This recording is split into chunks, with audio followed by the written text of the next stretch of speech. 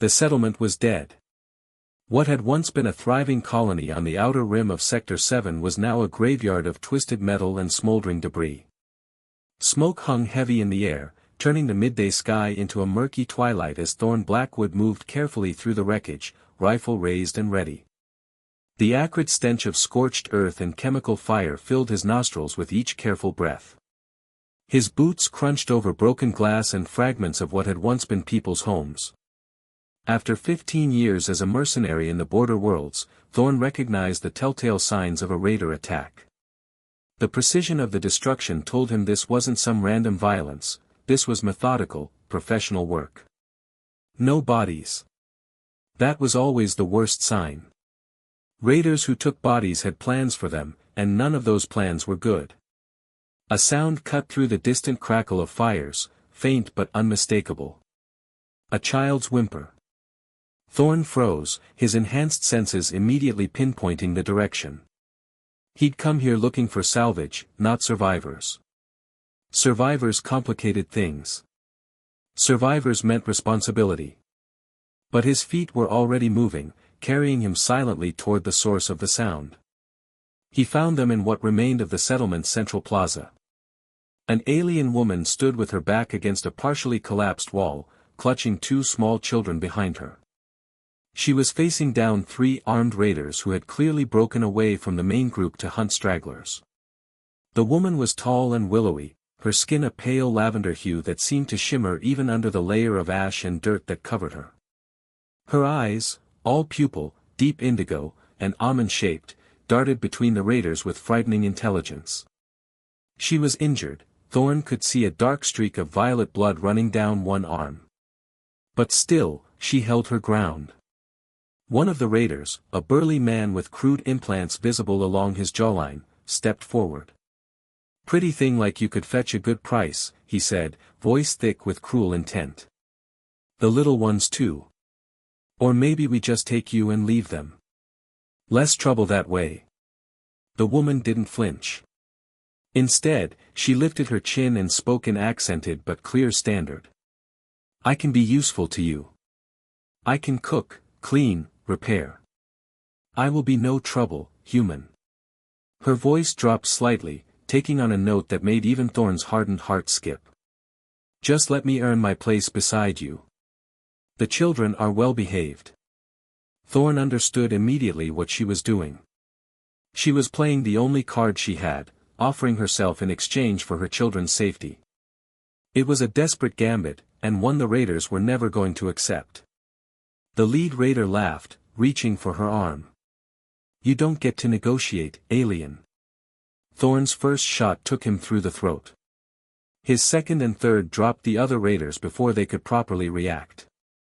The sound echoed through the empty settlement, and then there was silence. The woman didn't move, didn't run. Her indigo eyes fixed on Thorn, wary but steady. The children peeked out from behind her, small hands clutching at the fabric of her tattered clothing.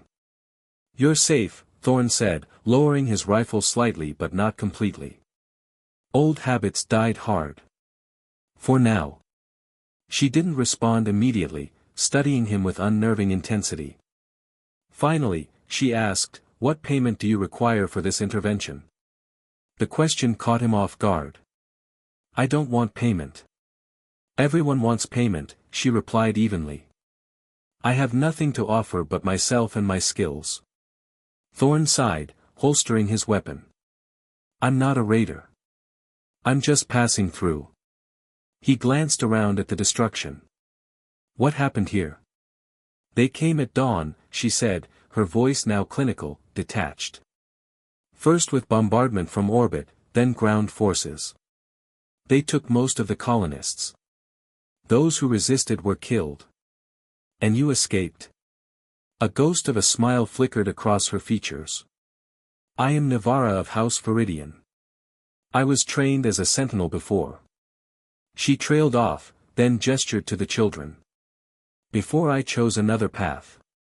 The older child, a boy who looked to be around 7 by human standards, stepped forward slightly.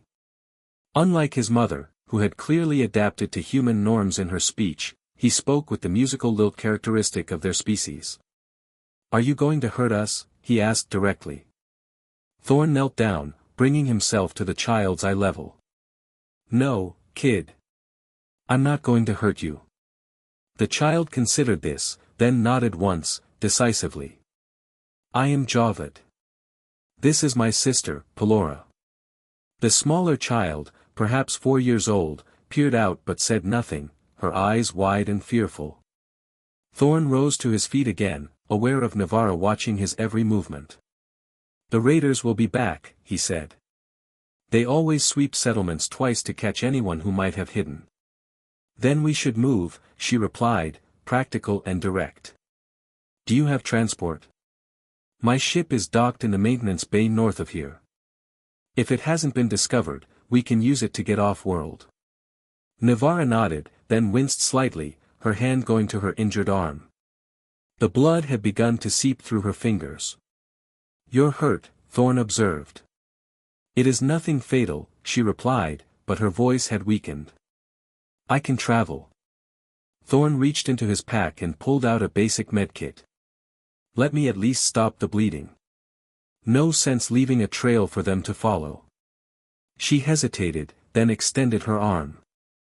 The wound was a laser graze, painful but superficial. As Thorn cleaned and bandaged it, he noticed the intricate patterns that seemed to be naturally part of her skin, subtle whorls and markings that caught the light when she moved. Why are you helping us? She asked suddenly. Thorn secured the bandage before answering. Because I've seen what raiders do to people they capture. No one deserves that. He packed away the medkit.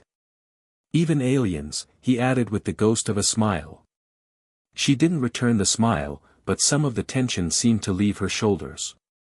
My people have a saying, a life saved creates a bond unbroken. I owe you a debt. Save it, Thorn replied, checking his scanner for movement in the area.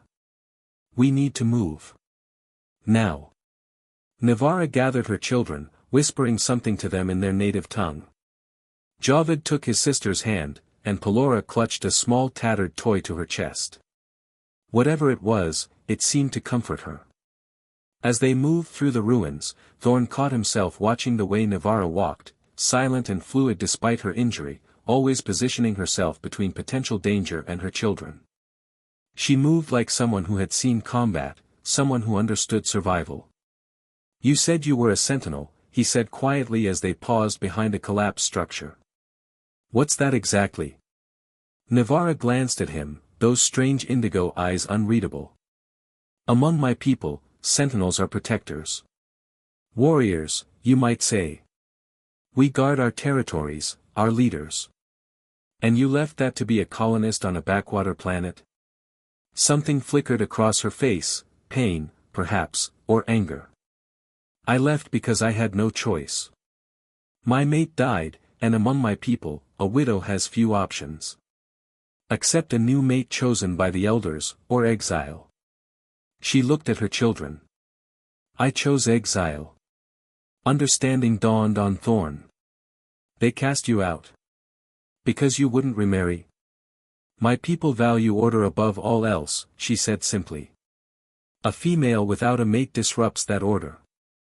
Especially one trained to fight. Before Thorn could respond, his scanner beeped softly. He raised a hand for silence, checking the readings. Movement, 2 clicks east, he whispered. We need to circle around. The maintenance bay is just beyond that ridge. Navarra nodded, gathering her children close. Lead, human. We will follow. Thorn, he corrected. My name is Thorn Blackwood. For the first time, something close to warmth entered her gaze. Then lead, Thorn Blackwood. And perhaps we will both survive this day. As they moved carefully through the ruins, Thorn found himself hoping they would. Against his better judgment, against years of learned caution and solitude, he found himself caring whether this strange alien family lived or died. It was an uncomfortable feeling, one he hadn't experienced in a very long time. The maintenance bay came into view as they crested a small rise. Thorn's ship, the Wayward, sat untouched on the landing pad, a small miracle given the thoroughness of the raiders' attack on the rest of the settlement. "There it is," he said, pointing. 300 meters of open ground between us and it. We'll need to move fast." Navarra assessed the situation with a tactician's eye. "The children cannot run quickly. I will carry Pelora. Javid can keep pace." Thorn nodded, then on impulse, handed her his sidearm. "You know how to use this?" She took the weapon, checking it with practiced ease. "Yes." "Then let's." The distant whine of engines cut him off. Skiffs, small, fast raider vehicles, were approaching from the east. They had minutes at most before they'd be spotted. "Now!" Thorn commanded, and they broke from cover. They ran across the open ground, Navarra with her daughter clutched to her chest, Javid keeping pace beside her with surprising speed. Thorn took up the rear, scanning constantly for threats. They were halfway to the ship when the first shots rang out. The raiders had spotted them. "Keep going!" Thorn shouted, turning to return fire. He dropped one raider, then another, but more were coming. They reached the wayward with seconds to spare. Thorn slammed his palm against the entry panel, and the loading ramp descended with agonizing slowness. More plasma bolts whizzed past, one scoring the ship's hull. Inside. Thorn pushed Navarra and the children up the ramp, continuing to fire at their pursuers. Once they were aboard, he backed up the ramp, still firing, then hit the emergency close button. Inside, he raced to the cockpit, throwing himself into the pilot's seat and initiating the startup sequence. The raiders were surrounding the ship now, their skiffs circling like predators. "Hold on to something," he called back to Navarra and her children. The engines roared to life, and Thorn yanked the controls, sending the wayward into a steep climb that would throw off most targeting systems. They broke atmosphere minutes later, the raiders unable to follow in their surface vehicles. As the blackness of space enveloped them, Thorn finally allowed himself to breathe. He turned in his seat to find Navarra standing in the cockpit doorway, Pelora asleep in her arms, Javid wide-eyed beside her. "We survived," she said simply. Thorn nodded. "For now. But those raiders will report back. They'll know someone escaped with salvage, you. They might come looking. Then where will you take us?" It was a good question, one Thorn hadn't fully considered until now. He'd acted on instinct, on a moral impulse he'd thought long buried. "There's a settlement 3 days' journey from here," he said finally. "New Hope. They take in refugees, no questions asked." Navarra studied him, those indigo eyes seeming to see more than he wanted to reveal. "And you will leave us there?" Thorn turned back to the controls, setting their course. "That's the plan." "I see," she said, and though her voice remained neutral, Thorn thought he detected a note of disappointment. "Then I will make myself useful during our journey." "I meant what I said before. I can cook, clean, repair. I will earn my place." "You don't need to earn anything," Thorn replied, more gruffly than he intended. "Just rest. Take care of your kids." She was silent for a moment, then spoke softly. "Thank you, Thorn Blackwood. For saving us when you had no reason to." As she turned to leave, Thorn found himself watching her go, struck by the grace in her movements despite everything she'd endured. Against all logic, against all his hard-won caution, he found himself wondering what it might be like to have her stay. The ship hummed softly around them as they drifted through the vast emptiness of space.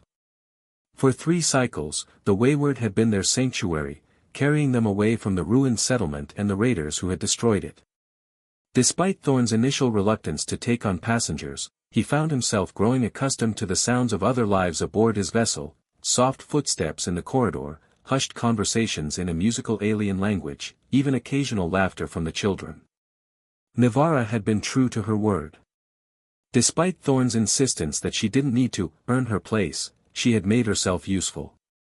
He'd discovered her the first morning tinkering with the environmental system, improving its efficiency by almost 15%. Your filtration unit was operating at suboptimal capacity, she'd explained when he'd found her surrounded by disassembled parts. I've recalibrated it.